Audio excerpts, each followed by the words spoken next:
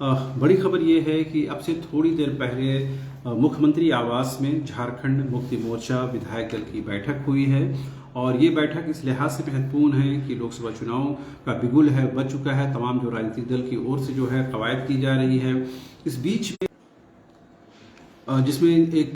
Giridih Lok Sabha seat से मथुरा प्रसाद महतो को और दुमका लोकसभा सीट से जेएमएम ने अपने वरिष्ठ नेता नलिन सोरेन को चुनावी मैदान में उतारा है। लेकिन आज जब जेएमएम विधायक दल की बैठक हुई तो उसमें जेएमएम के विधायक दल की बैठक हुई, उसमें चमरा लिंडा जो जेएमएम के विधायक हैं और लोबिन हेम्ब्रम जो पार्टी लाइन के खिलाफ जाकर बयानबाजी करते हैं, ये दो विधायक जो थे वो जेएमएम विधायक दल की बैठक में शामिल नहीं हुए। और पिछले लंबे समय से आपको पता है कि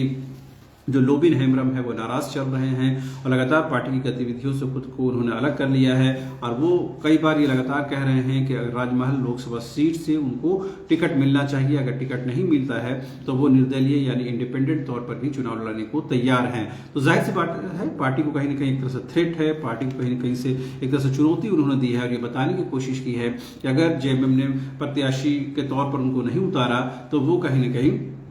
इंडिपेंडेंट तौर पर राजमहल लोकसभा सीट से चुनाव लड़ेंगे। आपको पता है राजमहल लोकसभा सीट में वर्तमान से जो विजय हांसदा है जेएमएम के सांसद हैं वहां से, और लगातार वो कहीं ना कहीं लोबिन हेम्ब्रम जो है लगातार वो इस बात को बयानबाजी कर रहे हैं कि किस तरह से जो है जो विजय हांसदा वहाँ पर जो जेएमएम के सांसद हैं वो कहीं ना कहीं जो है पार्टी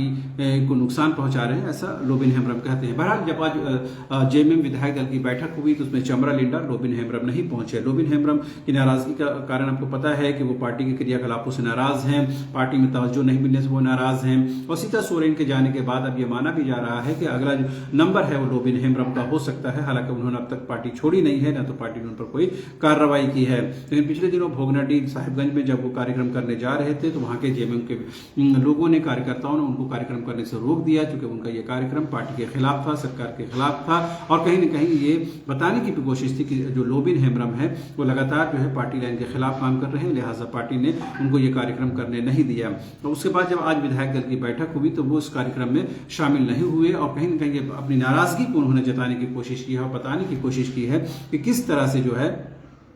उनको जो है तवज्जो नहीं मिल रही है, जिसकी वजह से वो नाराज है। और इस नाराजगी को उन्होंने इस बैठक में शामिल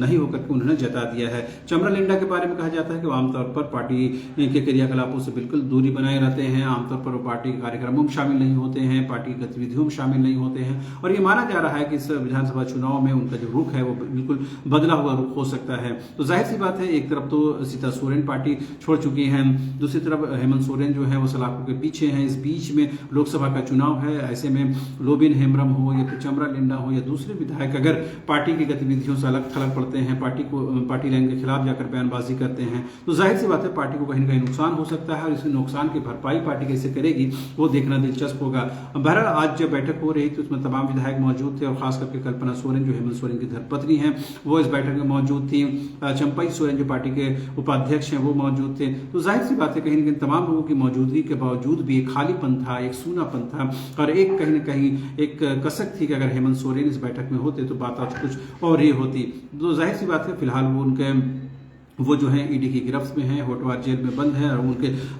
खिलाफ जो सबूत बनाए गए हैं तो जाहिर सी बात है कहीं ना कहीं फिलहाल उनको निकलना बेहद मुश्किल लग रहा है। बहरहाल इस बीच जेएमएम जो है बेहद मुश्किल दौर से गुजर रही है और कहीं ना कहीं पार्टी को ये महसूस हो रहा है, पार्टी को ये लग रहा है कि अगर एक एक करके इसी तरह के विधायकों ने अगर बगावत करना शुरू कर दिया तो कहीं ना पार्टी को भारी नुकसान हो सकता है विधानसभा चुनाव से पहले। यही वजह है कि पार्टी ने आज आनंद फानन में विधायक दल की बैठक बुलाई है। वैसे तो चुनाव के दौरान ऐसी कई बैठकें होती हैं, लेकिन आज ये बैठक जो है बेहद शॉर्ट नोटिस में बुलाया गया और इस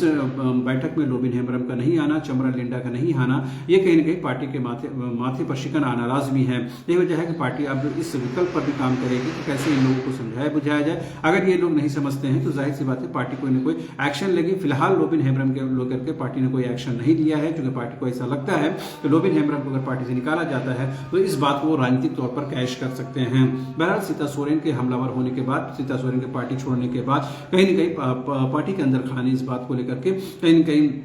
कशमकश है कि पार्टी को किस तरह से एकजुट रखा जाए, पार्टी को किस तरह से यूनाइट रखा जाए, पार्टी को किस तरह से एक प्लेटफॉर्म पर रखा जाए। लिहाजा आज जब विधायक दल की बैठक हो रही थी, तमाम लोगों ने इस बात को लेकर के मंथन किया है, लेकिन दो विधायकों की गैर मौजूदगी कहीं न कहीं पार्टी के लिए मुश्किल बन सकती है आने वाले दिनों में। बहरहाल पार्टी के